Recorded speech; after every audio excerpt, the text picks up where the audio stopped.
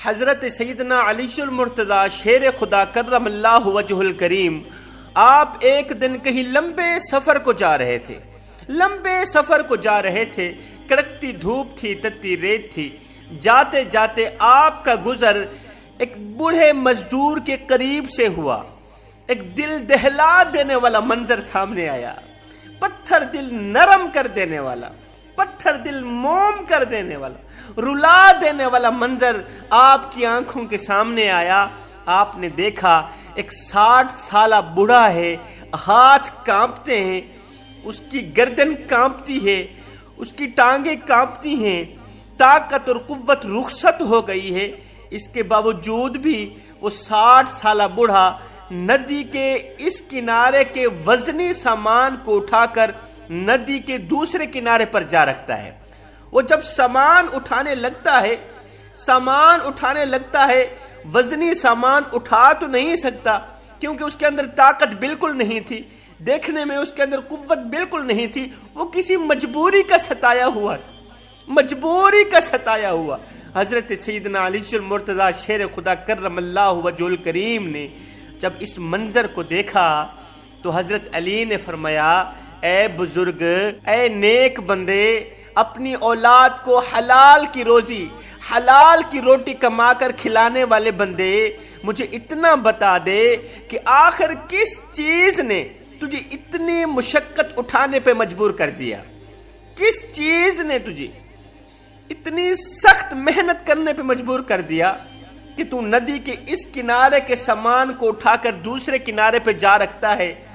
تیرے اندر طاقت ہے نہیں، قوت ہے نہیں، تو اٹھا نہیں سکتا، مجھے اتنا بتا دے کہ آخر وہ مجبوری ہے کون سی؟ ہائے، یہ سنتے ہی اس بابا جی کی آنکھیں چھم چھم برسنے لگی، بابا جی کی آنکھیں نم ہو گئی، آنکھوں سے آنسو نکلنے لگے۔ بابا جی نے کہا، میرے چھوٹے چھوٹے غریب بچوں کی بھوک نے مجھے اس قدر محنت کرنے پہ مجبور کر دیا، گھر میں رہنے والے چھوٹے چھوٹے غریب بچوں کی بھوک نے مجھے اتنی بڑی مشقت اٹھانے پہ مجبور کر دیا۔ میری 12 سال کی عمر تھی، میں 12 سال کا تھا، اپنے ماں باپ کے ساتھ کشتی پر سوار تھا، ہم کہیں جا رہے تھے، دریا عبور کرنا تھا، کشتی پر سوار تھا۔ کشتی جب دریا کے درمیان تک پہنچی تو اللہ کا کرنا ایسا ہوا، سمندر اپنی مستی میں آیا، سمندر جوش میں آیا، پانی کی ایک لہر موج میں آئی، پانی کی بہتی ہوئی ایک لہر نے، تیز سے آنے والی لہر نے ہماری کشتی پر حملہ کیا، اس نے کشتی کو پانی میں غرق کر کے رکھ دی۔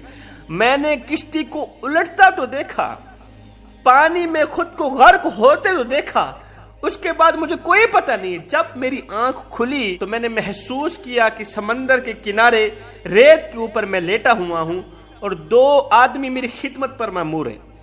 ایک آدمی میرے پیٹ کے اوپر زور دے رہا ہے، دوسرا آدمی میرے منہ سے پانی نکالتا چلا جا رہا ہے۔ ان لوگوں نے مجھے صحیح سلامت کیا، مجھے آگے جا کے فروخت کر دیا، میں وہاں بک گیا، انہوں نے مجھے آگے فروخت کیا۔ کسی اللہ کے نیک بندے کو مجھ پر ترس آیا، کسی اللہ کے نیک بندے کو مجھ پر رحم آیا، اس نے مجھے خرید کر اللہ کے نام پہ آزاد کر دیا، اللہ کو راضی کرنے کے لیے اس نے مجھے خرید کر آزاد کر دیا، اس کا مجھ پر احسان ہے، اللہ نے مجھے آزاد کر دیا۔ حضرت قصہ مختصر، 12 سال کی عمر تھی، میں محنت مزدوری پہ لگا تھا، 12 سال سے لے کر آج تک میں کبھی بھی بغیر مزدوری کے گھر میں نہیں بیٹھا، آزاد نہیں بیٹھا، دن رات محنت کرتا ہوں، دن رات مشقت کرتا ہوں، بوجھل وزن اٹھاتا ہوں، لیکن پھر بھی پوری نہیں پڑتی۔ گھر میں رہنے والا ہر ایک انسان پریشانی کی دلدل میں پھنسا ہو، چھوٹوں سے لے کر بڑوں تک سارا گھر غربت کی لپیٹ میں آیا ہو، غربت کی دلدل میں پھنسا ہوا۔ یاد رہے، دنیا کا مال نہ ہونا اور غربت کا شکار ہونا یہ بھی اللہ تعالیٰ کی طرف سے ایک آزمائش ہے، یہ اللہ تعالیٰ کی طرف سے ایک آزمائش ہے، اور یہ آزمائش انسان کو جس مقام پر لا کھڑا کرتی ہے اس مقام پر عبادت پہ کھڑا نہیں کر سکتی، اور اس آزمائش پر صبر اور شکر کا دامن مضبوطی سے پکڑنے والا شخص اللہ کو پا لیتا ہے۔ سنو، رب کو پانے کی کوشش کرو، جس نے رب کو پا لیا اس نے سب کو پا لیا۔ یار، جس نے دنیا بنانے والے، دولت بنانے والے، مال بنانے والے سونا بنانے والے رب کو حاصل کر لیا، اس نے خدا کی ساری خدائی کو حاصل کر لیا ہے۔ سنو، جو رب کو پا لیتا ہے نا، وہ چاہے تو مٹی کو سونا بنا سکتا ہے۔ جس نے رب کو حاصل کر لیا، جو رب کے قریب ہو جاتا ہے، آنے والی آفات و بلیجات پر صبر کرتا ہے، آنے والی آزمائشوں پر، مصیبتوں پر صبر اور شکر کا دامن مضبوطی سے پکڑتا ہے نا، وہ رب کو پا لیتا ہے، وہ اتنا اللہ کے قریب چلا جاتا ہے۔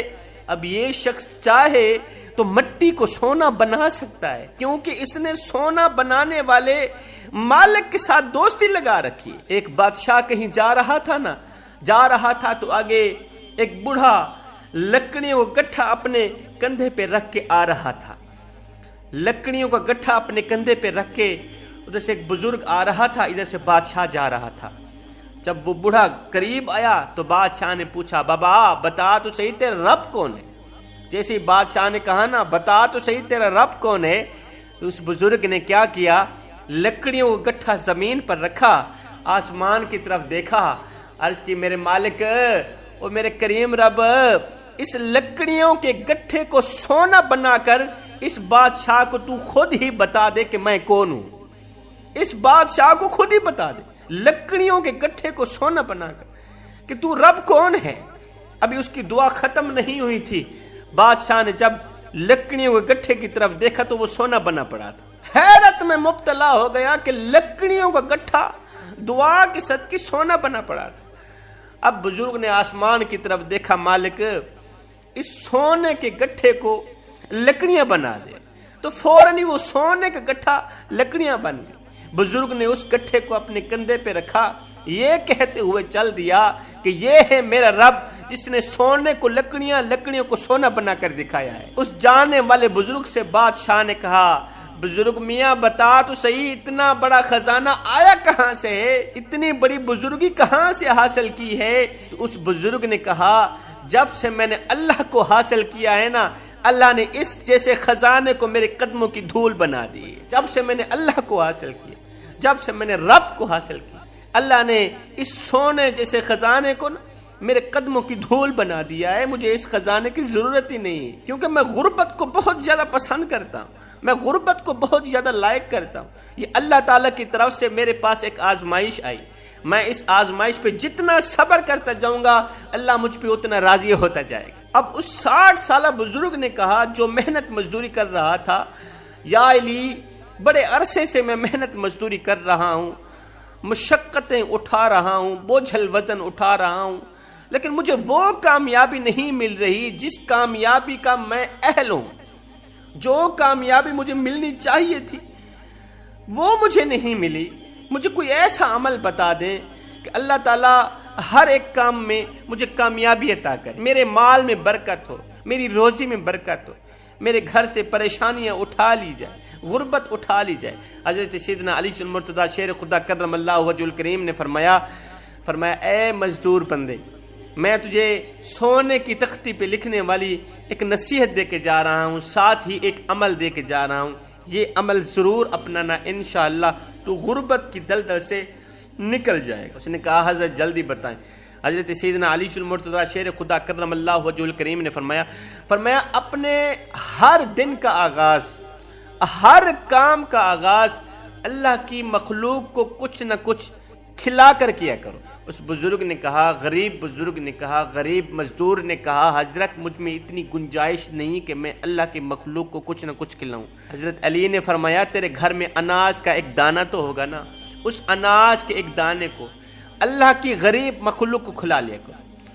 اشرف المخلوقات کے علاوہ تیرے گھر میں کوئی کیڑا ہو، تیرے گھر میں کوئی پرندہ ہے، سنو ان کیڑے مکوڑوں اور پرندوں کی دعاؤں کے صدقے اللہ تعالیٰ تیرے گھر سے پریشانیاں اٹھا لے گا، تیرے گھر سے غربت اٹھا لے گا۔ اس نے کہا یا علی، کیا یہ کیڑے مکوڑے بھی انسان کے حق میں دعا کرتے ہیں؟ کیا یہ مخلوق بھی دوسری مخلوق کے حق میں دعا کرتی ہے؟ حضرت علی رضی اللہ تعالیٰ عنہ نے فرمایا انسان کے منہ سے نکلی دعا اتنی جلدی عرش پر نہیں جاتی، اتنی جلدی عرش کا دروازہ نہیں کھٹکھٹاتی جتنی پرندوں اور کیڑوں مکوڑوں کے دل سے نکلی دعا عرش پر جاتی۔ مظلوم کے دل سے نکلی دعا اور کیڑے مکوڑوں اور پرندوں کے دل سے نکلی دعا، یہ دونوں دعائیں ایسی ہیں یہ ہواؤں کو پھاڑتی ہوئی، فضاؤں کو پھاڑتی ہوئی، پہلا آسمان چیرتی ہوئی، دوسرا آسمان ساتوں آسمان چیر کر عرش کا دروازہ جا کھٹکھٹاتی۔ فرمایا اگر تم چاہتے ہو کہ تمہارے گھر سے پریشانیاں اٹھا لی جائیں، اگر تم چاہتے ہو تمہارے گھر سے غربت اٹھا لی جائے، پرندوں کو دانہ ڈالنا، کیڑے مکوڑوں کو دانہ ڈالنا۔ جب ایک مخلوق دوسری مخلوق کی خدمت کرتی ہے نا، جب ایک مخلوق دوسری مخلوق کو دانہ ڈال رہی ہوتی، جب ایک مخلوق دوسری مخلوق کو پانی پلا رہی ہوتی ہے، اللہ تعالیٰ دیکھ کے مسکرا رہا ہوتا ہے۔ جسے اللہ دیکھ کے مسکرائے اللہ تعالیٰ اسے رحمت کا نشانہ بناتا ہے، رحمت کی نظر سے دیکھتا ہے، اللہ تعالیٰ اسے پیار کی نظر سے دیکھتا ہے، اس کے گھر میں کبھی بھی آفات و بلیجات کو نہیں آنے دیتا۔ میں دعا کرتا ہوں مالک ہمیں پیارے حبیب کا صدقہ رزق حلال اور رزق وسیع عطا فرما۔ مالک ہم سب کو صراط مستقیم پر چلنے کی توفیق عطا فرما، آمین ثم آمین، وما علینا الا البلاغ المبین۔